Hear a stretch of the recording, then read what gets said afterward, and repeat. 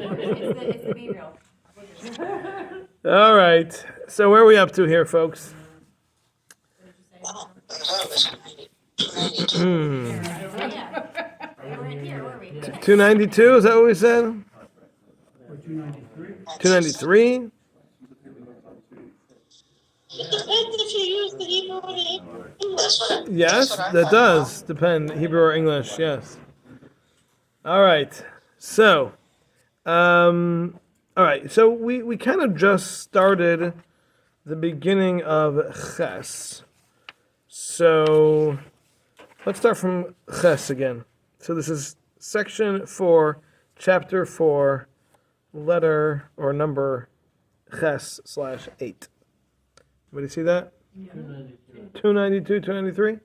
No, 290, 291. 290, 291.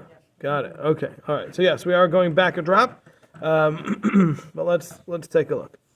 All right. So v'amnam shar haparshiyos. When it comes to the other sections of Shema, now that we've finished discussing Shema and Baruch Shem themselves, so now we're up to the rest of Shema. Hine hein hashlamas zeh ha'inyan. They are the completion of these ideas, meaning whatever was needed to be accomplished in the first sections, the first lines, I should say, of Shema. There's more to it than just what's there, and that's why we have the rest, which are the other paragraphs of Shema, V'ahavta, V'haya, and V'yomer. So, those are all part of completing this concept that we've already discussed. So, so he says, V'nichlal ha'inyan b'shloi she'ikrim. Now this idea is it includes three principles, three main ideas. V'heim, and they are, Kabbalas o malchusai, v'ahavasai, accepting Hashem's, the yoke of Hashem's kingship, as well as the love of Hashem. Then we have Kabbalas al mitzvahs, the acceptance of the yoke of the mitzvahs, U'zechiras yitzias Mitzrayim, and the remembrance of the Exodus from Egypt. Okay, so the three paragraphs, the ensuing paragraphs that follow the first lines of Shema and Baruch Shem, are here to incorporate these three ideas, which are also necessary for the general concept that we're trying to accomplish with Shema. So these three things represent, and they talk about accepting and loving Hashem, and accepting the mitzvos, and the exodus from Egypt. And we'll go through each of these presently. So, Haparsha Rishayna, the first paragraph. Ba yiskaven ha'adam lehischazek ba'ahavasa yisbarach b'chol t'na'ah. In it, the person needs to have the intention to focus on strengthening our love for Hashem with all situations and every detail, every aspect of our lives, should be with a backdrop of, or even, the front scenery should be a love for Hashem. That's what should be guiding our lives. The Hainu, and this is what we mean when we say in that first paragraph, to love Hashem with all of your heart, with all of your soul, and in either with all of your resources or in every situation, two different interpretations. But either way, we certainly see this idea here needs to be all-inclusive. All of life needs to be incorporated into this love of Hashem. So any situation we find ourselves in, there has to be that love of Hashem. And whether that's when someone's in the middle of embarrassing us, or when we're in the middle of embarrassing ourselves, or perhaps when we're nervous about something, or perhaps when things are going great, we always have to shift the focus from whatever else it might be to, this is Hashem. And I love Hashem for doing this, even though I don't understand it perhaps, or it's so amazing and I kind of thought this was my own doing. It's not. It's all Hashem. And it's all good, and I love Hashem, and that has to be the overall mindset that a Jew lives with. Okay, so last week we Last week we ended it with a bit of a discussion about the idea of b'chol levavcha, with all of your hearts, which is actually a plural, which the Gemara comments. This is referring to the different yetzer that we have. We have the yetzer tov and the yetzer hara. We have the evil and the good inclinations.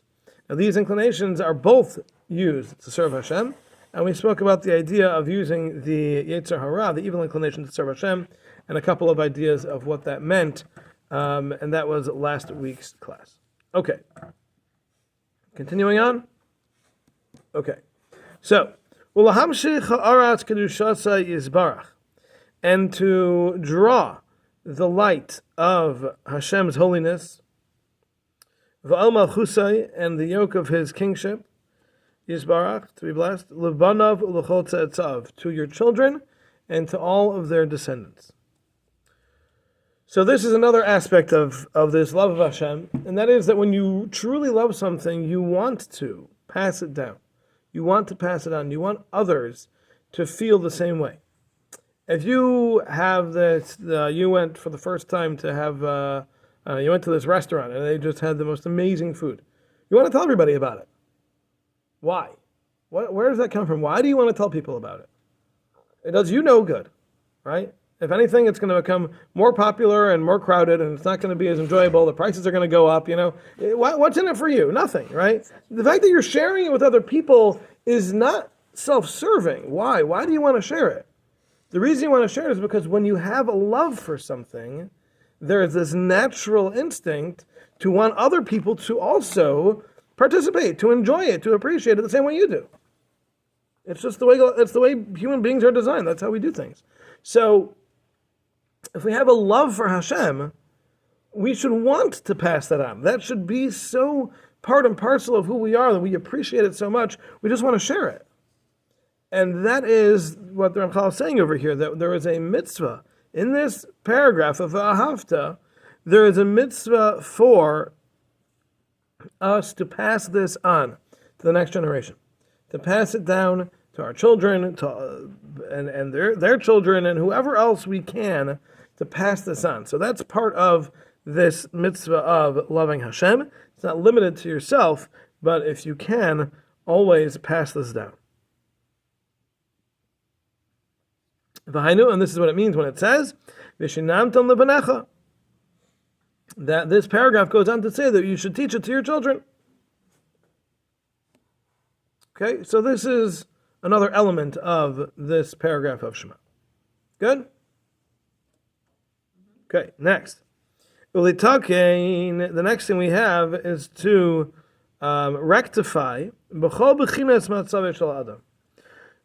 make sure that this rectification that's being brought about through your acceptance of Hashem's kingship and your love for Hashem and this living with the knowledge of Hashem, that should create this rectification, this completion, with all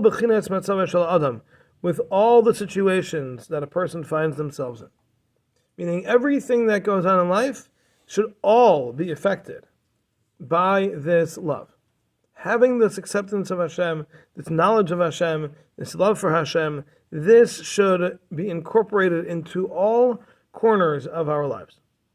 Dahainu, and this is what we mean when we say, that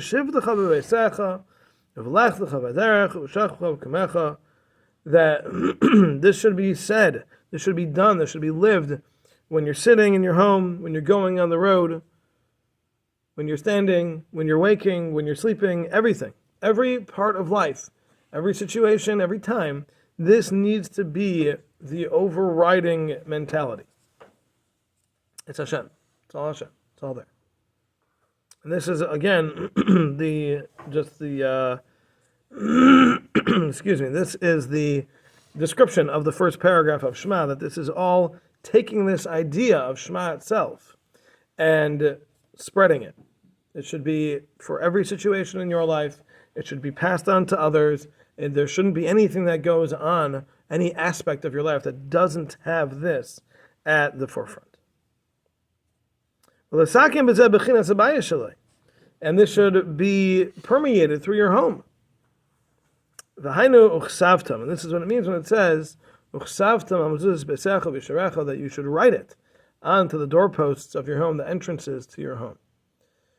So he's saying that this mitzvah of Shema itself, this acceptance of Hashem, and needs to be taken to the next level, which is loving Hashem, and that needs to permeate through your life, through your children's lives, through your home, through all your circumstances that you experience. All of that needs to be under this flag and under this influence of V'ahavta es Hashem Elokecha b'chol lavcha, b'chol nafshecha, b'chol meidecha, loving Hashem with all of your heart and soul in every circumstance. I have a question. Yes. Actually, I don't know if it's a question. It's more of an observation. Okay, then no. Okay. Only questions? No, it's just not a Phrase question. it in the form of a question. No, it's just not a question. I was saying no, it's not a question. Okay. So something that I find interesting, so obviously, like, I interact with a lot of what we would say secular Jews, right? Who still put mezuzahs on their doors, but don't, like, who some of that have even said, like, I don't believe in Hashem.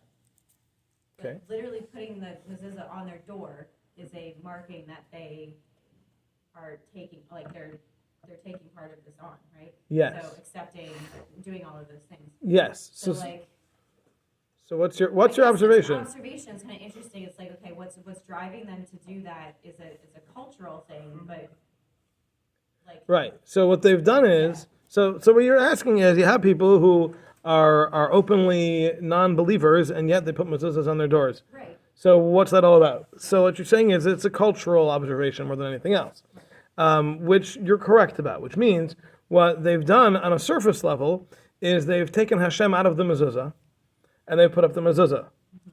So essentially they're putting up an empty case on the door, which very well may be the case anyway.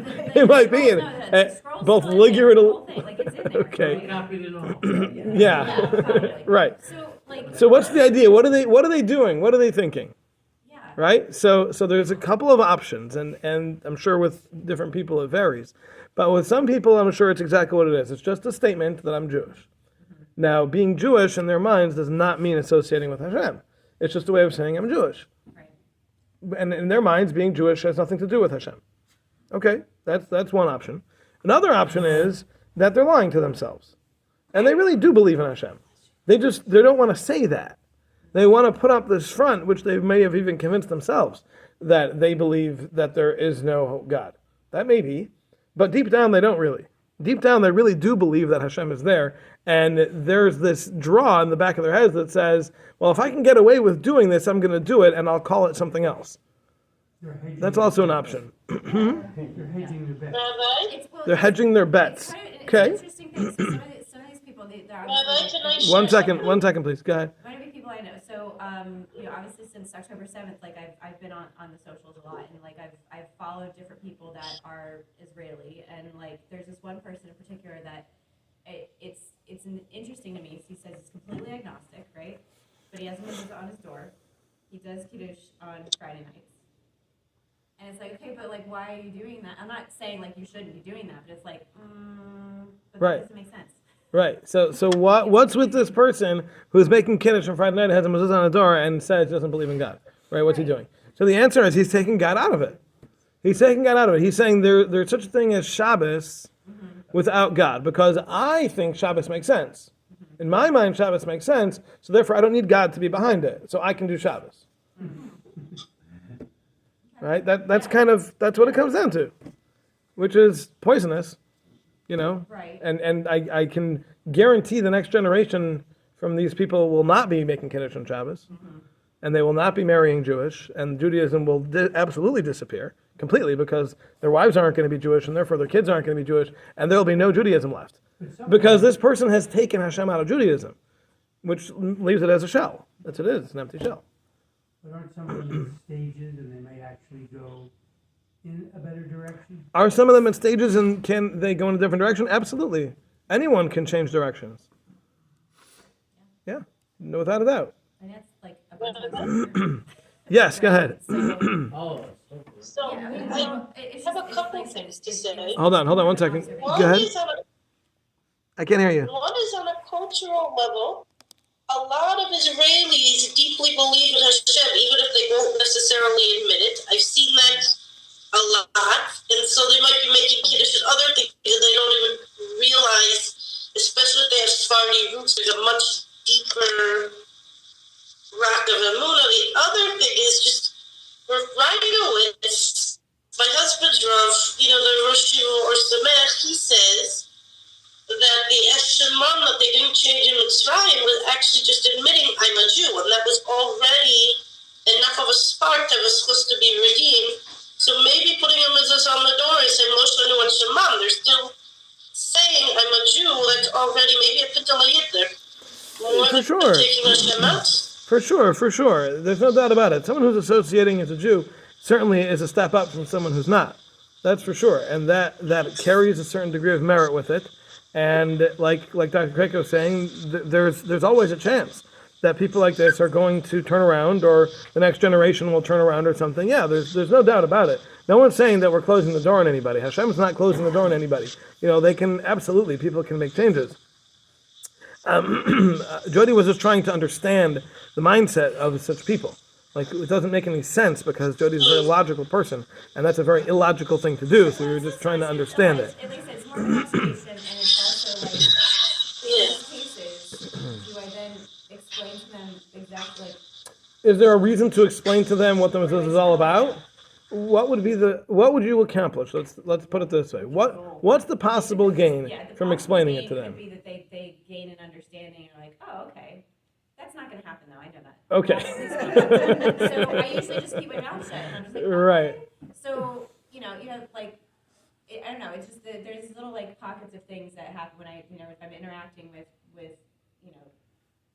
even people in my family, right? Like, my sister's super quick to buy a mezuzah for both of my kids for the doors for their rooms when they were born. She does not have one on her house. It makes no sense to me. Right. So I think that, like, I wonder if they understood what it meant, if they would still do it. And that I almost don't want to say anything because then at least there's a chance. Yeah, listen. Every circumstance is going to be different. You have to be able to try your best to judge it and figure out if it's going to be helpful to say something or detrimental to say something. Is it possible that they deep down believe that a mezuzah is a good and important, powerful thing, but they're not willing to have that on their door because of the social backlash that they'll get for that? Yeah, that certainly could be. Absolutely. So they did find that back in some very, very old archaeological sites, they found that people had actually put the mezuzahs dug into the doorposts and covered. So you couldn't even see them. But they had them up. All right. Let us continue. Okay. Next. All right. Tess. Acher kach. All right. After all this. Now, we could spend an entire class talking about the practicalities of this, the practicalities of incorporating the love of Hashem into every part of your life. We could, and it could go on and on and on. But that's not the goal here. The goal here is to understand the concept, and then you do your own incorporating. Understand what that means, that your house should have mezuzahs on the doors. What does that mean? It's a way of permeating Hashem throughout your house. Now, that for somebody to have a mezuzah on their door and then have a cross on the next door obviously is a problem, right? Because it shows that it's not permeating the house; it's just sitting at the doorway, right? So the concept of allowing it to permeate means it should be everywhere. It should be everything, and that's true of your life. It's true of your home. It's true of your family, your kids. All the things that we're mentioning over here.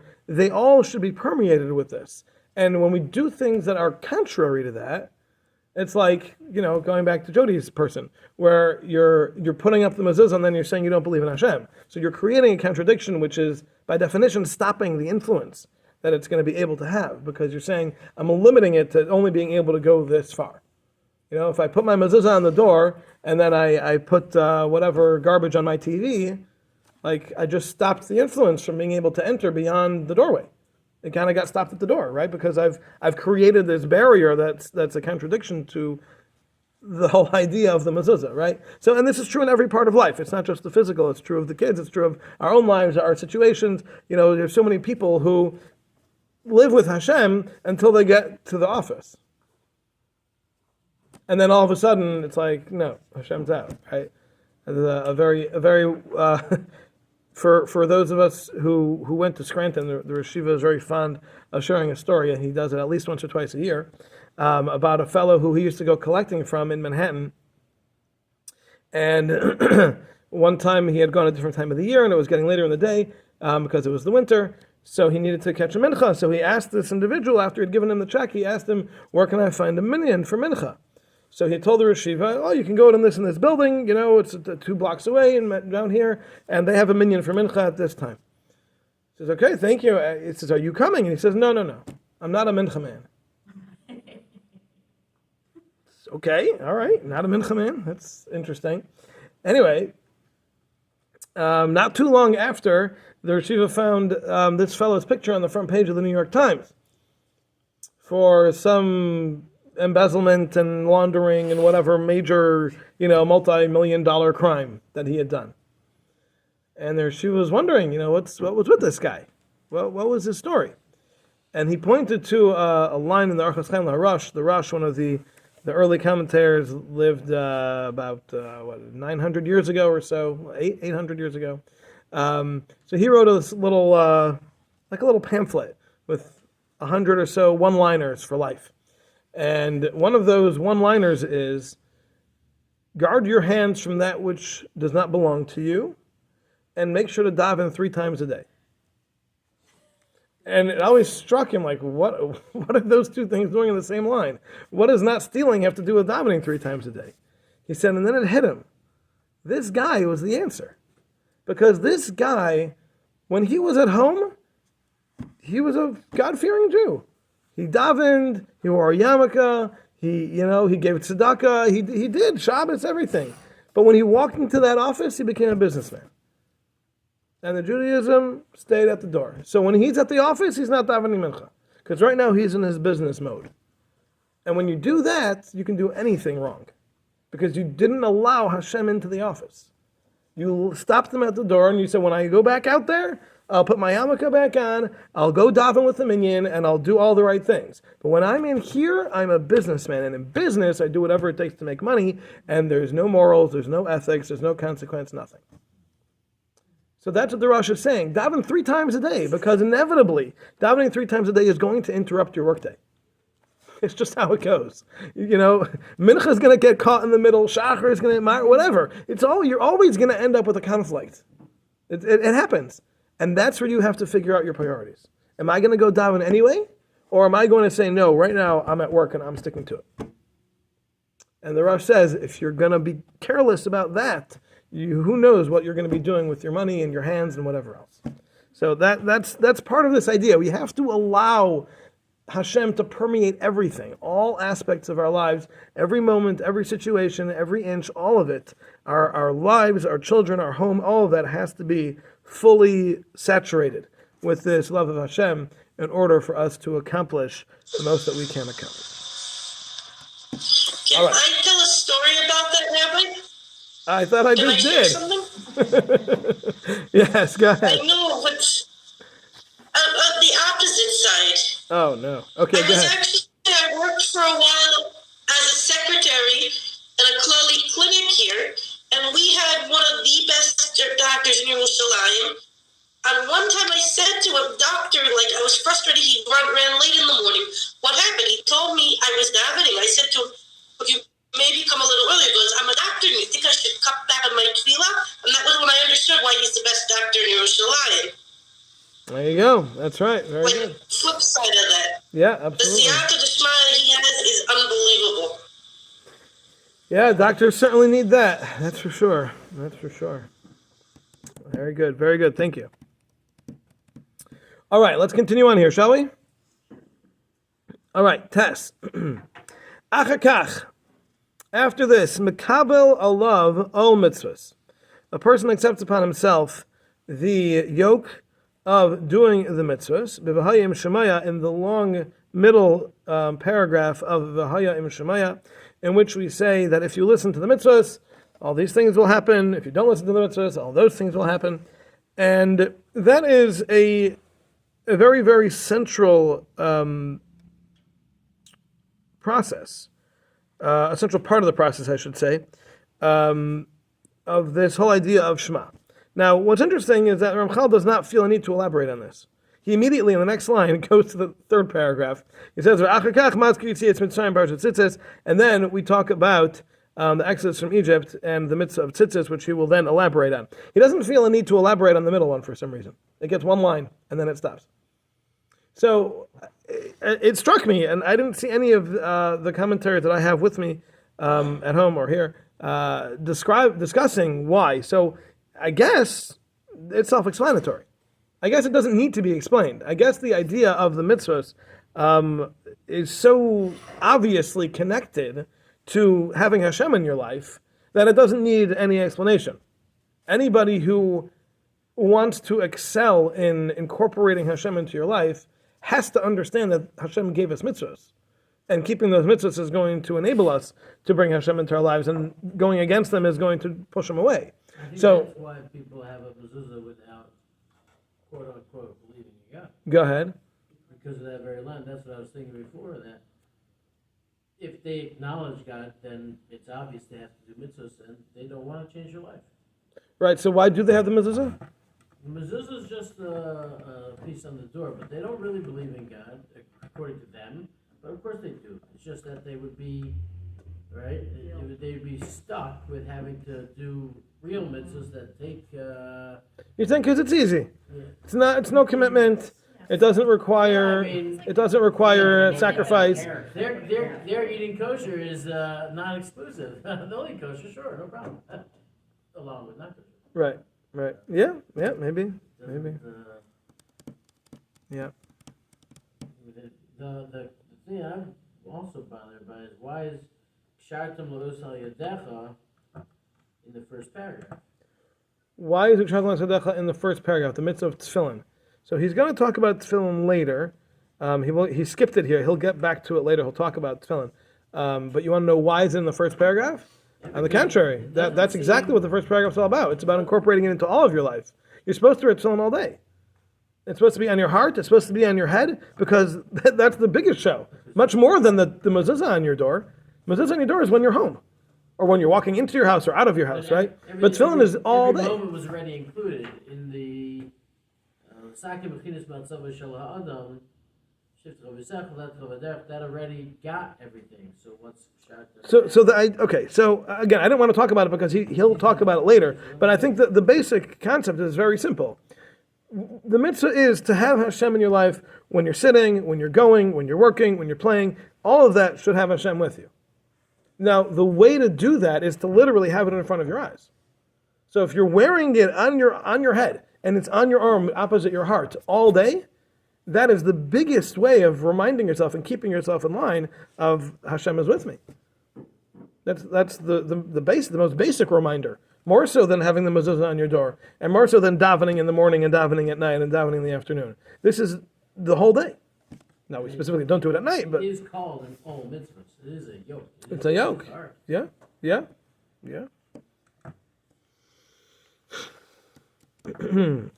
Okay, so I think the idea of the mitzvahs is self-explanatory enough in the Ramchal's view, and therefore does not need to be expounded upon. In order for a person to bring Hashem into their lives all the time, it's self-understood that the mitzvahs need to be followed to the T. So I think that's probably why he doesn't even bother explaining what it's doing here. That's my thought. Okay.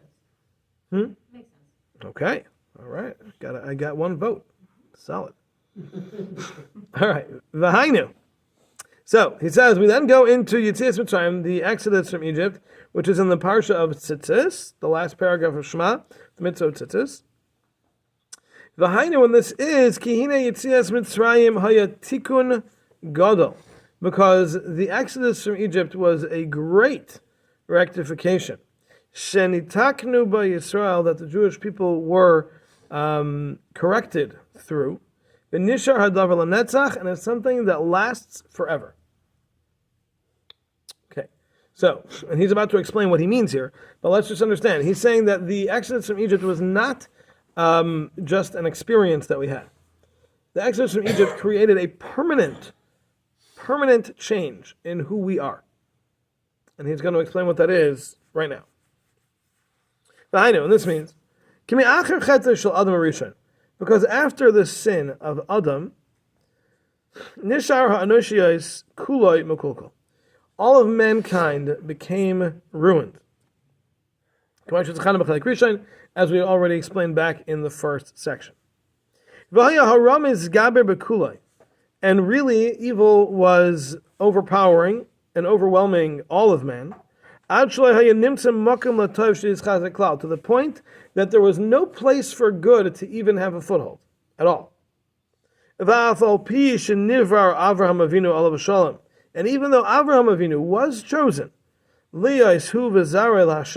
to be both him and his descendants to Hashem, separated from all the other nations, that we alone would be Hashem's children. Nevertheless, there still wasn't a place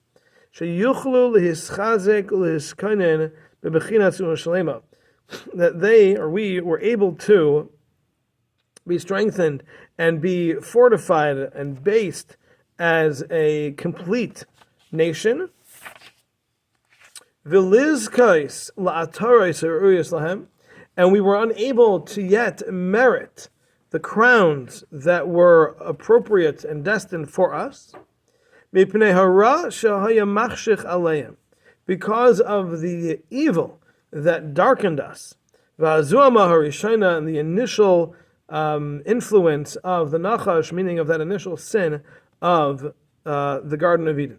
It was so powerful and had such a negative effect on mankind that even after Avraham accomplished everything that he did, and he was chosen to have his descendants after him be the chosen nation of Hashem and to be separated from all other nations, nevertheless, we were not able to reach that level.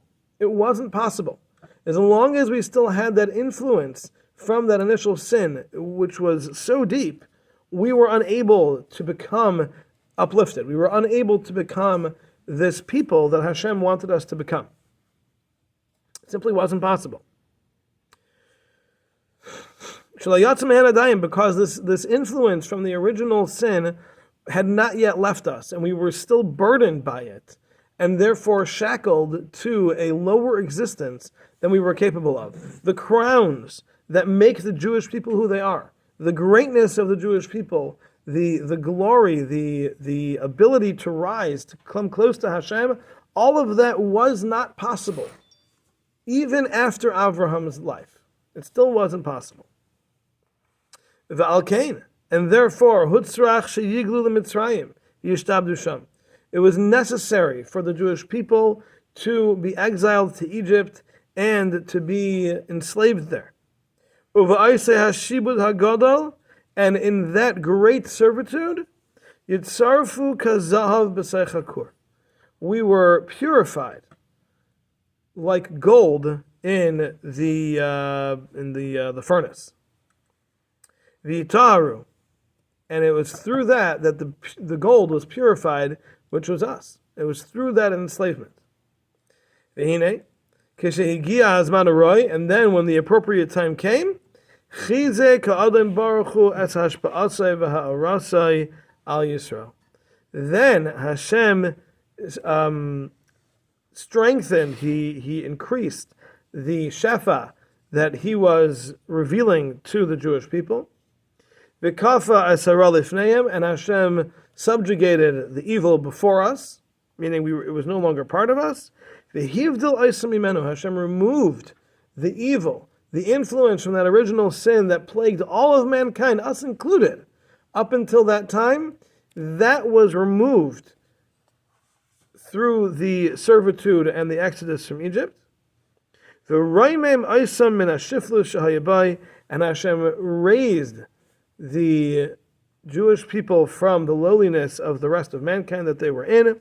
The Ha'elam Elav, and he brought them up to himself. V'nimtzeu ge'ulim min hara ge'ulas elam. And therefore, we found ourselves to be freed from this evil that plagued us all of the years from day one of mankind's existence. Until that day, we were finally freed from that influence. And this is a permanent freedom. We will never be influenced by that again. Umisham v'hala, and from there on, hukamu la'uma shlema, then we were established as a complete nation. Devuka ba yisbarach, connected to Hashem, umisateres by, and crowned through him. So, when we talk about... work if we ended up on Memphis Shara Yitama? All right, hold on. Lots of questions here, hold on. So, the idea here is that there was a certain level, there was a threshold that human beings could not pass because of the incorporation of the Yetzer Hara within us. When the sin took place in the Garden of Eden, the Yetzer Hara became part of who we were. And the spirituality became secondary to the physicality. And I don't know if anybody has done much review of this book. I only have because I'm learning it with somebody else. So I've started over from the beginning, more recently than anybody else probably. But in the beginning, he spent a lot of time talking about the influence of that first sin and the change that not only mankind, but all of the world went through. And that mankind used to be primarily spiritual, and now because of that sin, we became primarily physical. And that did not allow for much growth. The spirituality was squelched, it was squashed, it was contained. It didn't have an opportunity to really influence us. And therefore, the extent of our growth was very, very limited. So to become the Jewish people, to become Hashem's chosen, to become those who are crowned with His glory, that was not possible. It simply couldn't happen in our current state. As good or as bad as we were, it wouldn't be possible. And so, Hashem had a plan, which was to send us down to Egypt, to put us through terrible, terrible pain, suffering, servitude, despair, all of the things that Egypt represented and was. And that served as the Kur HaBarzal, as Hashem himself calls it in the Torah. That was the iron furnace that was there to purify us. And it was through all of that and our coming out of that, through Hashem's hand and our clarity of vision of being able to see Hashem so clearly, that's what took us out of that state of the rest of mankind. Because going from the lowest level that we were at to then being extracted from there with the glory and the majesty of Hashem being apparent and clear and being able to witness Hashem in a way that no one else ever had. Well, I shouldn't say that, but at least in a way that no one except the greatest prophets ever had. That itself was the uplifting that we experienced, which removed that original influence of the serpent from our midst. Now, that didn't mean we didn't have free will, didn't mean we couldn't sin. We did shortly thereafter, right? We certainly could. We certainly had free choice, and we certainly still had a Yetzer Hara, but Pascha zu amasun shel Nachash. The influence of the Nachash, of the serpent in Gan Eden, ceased at that time. And that is what allowed us to rise up above all of mankind and to become crowned with who we are today. And that's all because of this experience of the Exodus from Egypt. And that's why that's central to this idea of Shema. The idea of accepting Hashem as our King and recognizing that everything comes from Him needs to also incorporate the knowledge of our own value. We need to know who we are. We need to know what we're capable of. We need to know that we are different, that we have been chosen, that we have this potential that no one else has because we have been uplifted.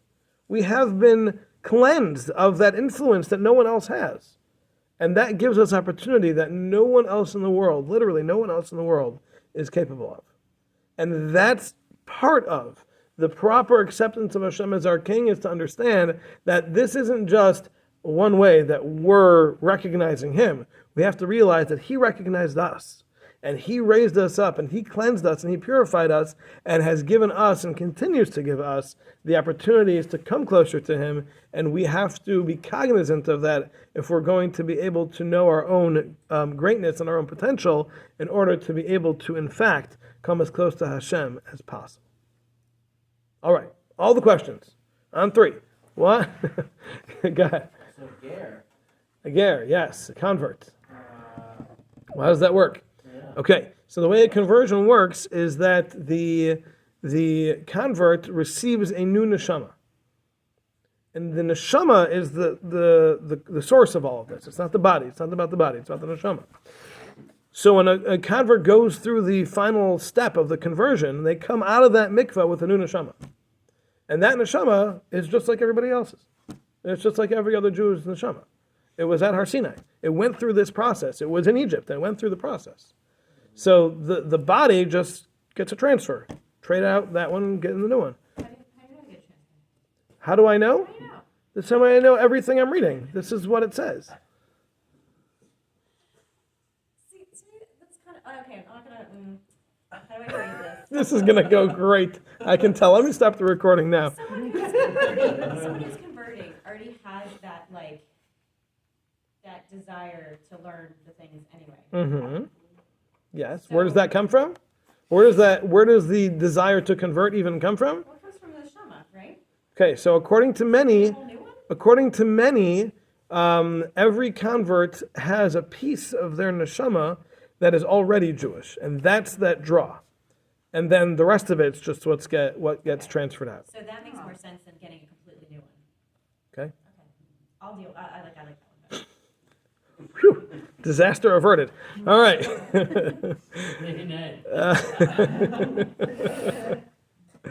All right. Yes. Observation. This just seems so mind-blowing that it's not something that we talk about fluidly in, I guess, as people are learning. I mean, I feel like I've been learning Torah for a while, and to me this just is earth-shattering. Well, I'm glad you came.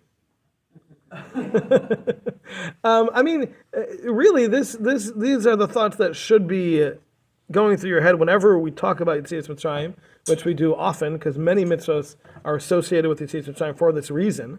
The reason we have all these mitzvahs is because we've gone through this process. But primarily, when we say the Shemona Esrei and Yantif, we say a very, very unique bracha, which really encapsulates this. We say, Ata v'chartanu mikol ha'amim. You have chosen us from amongst all the nations. Ahavta Isanu v'ratzisa banu. You loved us and you want us. V'ramamtanu mikol ha'shaynais. You've raised us up from all the languages. V'kidashtanu b'mitzvosech. You sanctified us with your mitzvahs. And on and on and on. And that's what that whole bracha is about. It's about recognizing how much Hashem has done to make us different. But somehow the red line of removing the negativity of the original sin has never come. I don't recall it coming up in any other shiurim, and I'm just like, what? That is. All right. Well, I guess you got to come to the shiurim on Shavuos more, because that's where it gets talked about usually is on Shavuos, because it happened at Har Sinai. That's where it was. That process came to fruition, to completion at Har Sinai. What about the Memshesh Sharei Tumah? Just a second. How What'd you say? you- 1 second. What'd you The say? way he puts it is a very blunt step by step. This. Right. And for that's it. It's being expressed. It's never like, even in the class, it's never like, You're saying he organized it better than he organized it better than anybody else. I'll give him that. Easy one, like, here it is. That's right. Yes. He said it. He said it like it is. That's correct. Okay, Gula, what were you asking? What happened to the Mem Tashari Tumah? The Mem Tashari Yeah, how Tumah. do you have a purification process that results in being a Memshesh Sharei Tumah? Okay, so what Gula's asking is that we have a medrash.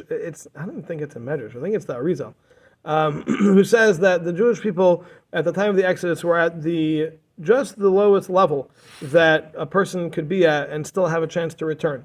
But a moment longer, and we wouldn't have been possible for us to return, would have gotten to a level of like the generation of the flood, which just needed to be destroyed. So how is this a purification process if we've gotten so low? So the answer is as follows. The purification process is when you separate the different parts of something, right? You have gold. So it's got, 99% impurities, and the heating is what separates the impurities, right? You distill something to get the alcohol, right? The distillation, the heat, the changing from water to steam is what separates the different components.